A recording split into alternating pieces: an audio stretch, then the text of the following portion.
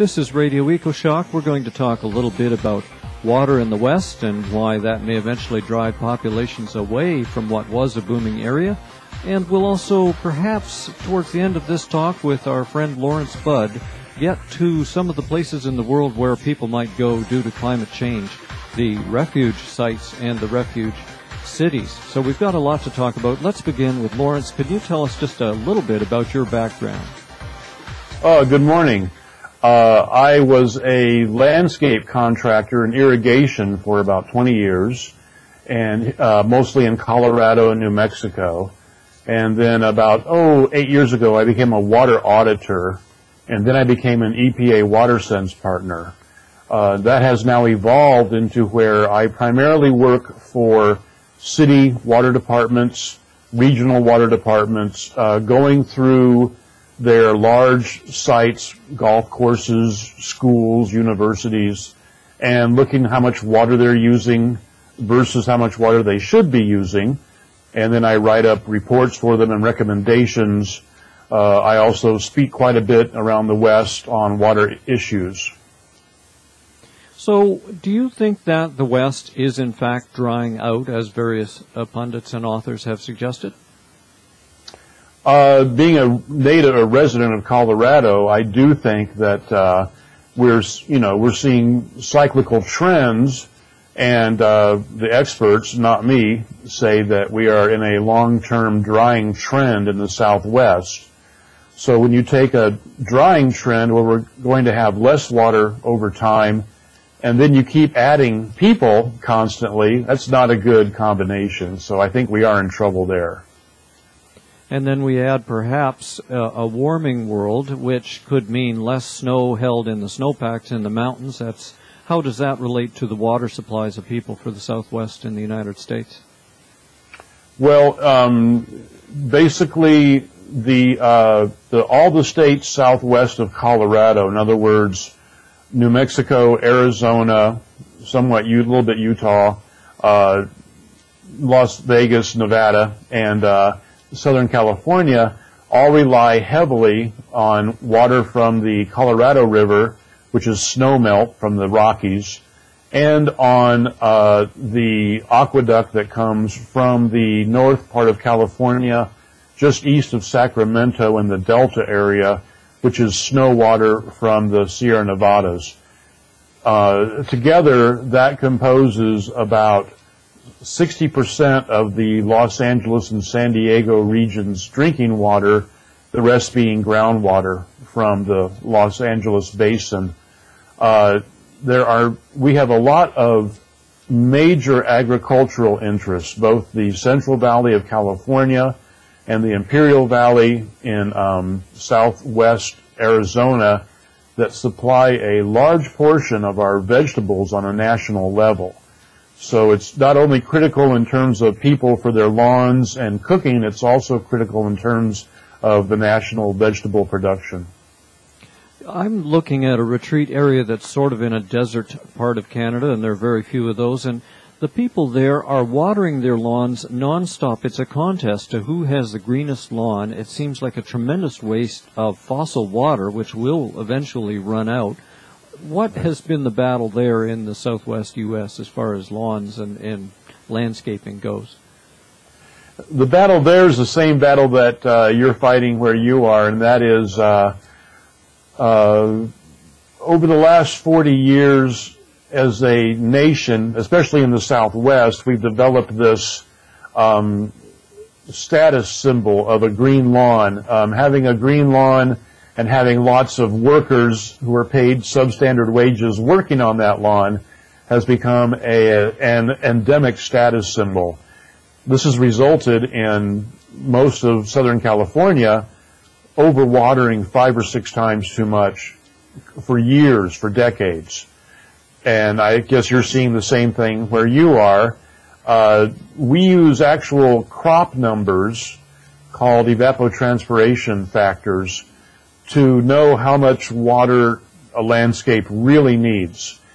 And I guess the most striking example of this is that last year, Los Angeles, after a lot of being pestered by people like me, went to 2 days per week watering. Up until then, most landscapes were being watered 6 or 7 days a week, way overwatered, which is bad for the plants because they start drowning.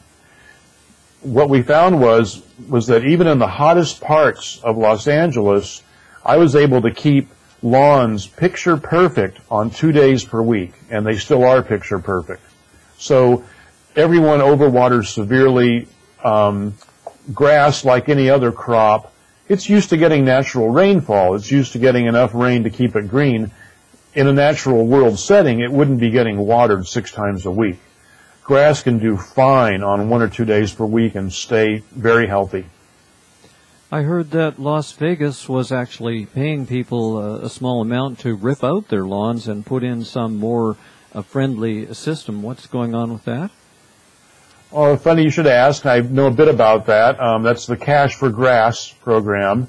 Quite a few other cities adopted the program when they saw what Las Vegas was doing. That's actually the Southern Nevada Water Association, SNWA. They've been offering $2 per square foot to take out your grass and not put in gravel, but put in a xeriscape, meaning a growing and alive landscape that uses not much water. What we're finding is, and what I'm being told by the director of that program, is that he has millions of dollars to hand out. He's not getting many more takers. They had an initial rush, and after that it really tapered off. What we also found was that as a landscaper, we ran some numbers, and we found out that it takes about $5 to $6 per square foot to take a lawn out. That alone can cost you $1 a square foot. And then put in a drip system, or, convert your spray system to a drip system. Put in the appropriate ground topping, whether it's decomposed granite or wood chip mulch, and then put in all the shrubbery. The shrubs are not cheap. You can spend $30 per 5-gallon shrub. So putting in a xeriscape is actually quite expensive. And I think that was part of what stopped people in Las Vegas. They said, okay, we're getting $2 per square foot to take the grass out, but it's going to cost me $6 to put the new landscape in. You mentioned to me that the Las Vegas has seen a great reduction in their water use, but for quite a different reason. Yes, we had some suspicions about this in California about a year ago. What happened was many cities across the Southwest, not just Las Vegas, over the last 2 years, they've been doing a lot of conservation outreach. They've been spending a lot of money on contacting properties, homeowners, commercial, institutional sites, and working with them to reduce their water waste, and that's what I have been doing. And we noticed that in cities where water was almost free being like $1.50 per 1,000 gallons, they began seeing a lowering in water use levels, as did many other cities that were working hard on it. Well, what was happening was all these cities, whether they had a program or not, were going down in water use, and going down quickly, the average being around 15%. So about 4 months ago, the AWWA, the American Water Works Association, had their annual meeting in Chicago, and a very funny thing happened, as they say. Quite a few cities showed up and said, we've had a 15% reduction in water use thanks to our conservation efforts. And then the next city would say, we've also had a 15% reduction, and we don't have a conservation program. It became quickly apparent that what has been happening is the lowering in water use rates closely mirrors the foreclosure rate. And we've had foreclosures in so many cities, not just dry cities, like Detroit's not a dry city. They've had a lot of lowering in population. One of the most severe has been Las Vegas, and what's happened there is they saw a 25% drop in water use over the past 2 years, but they've also had a 20% drop in population. Or put it a better way, they've had a 20% drop in single-family homes being occupied.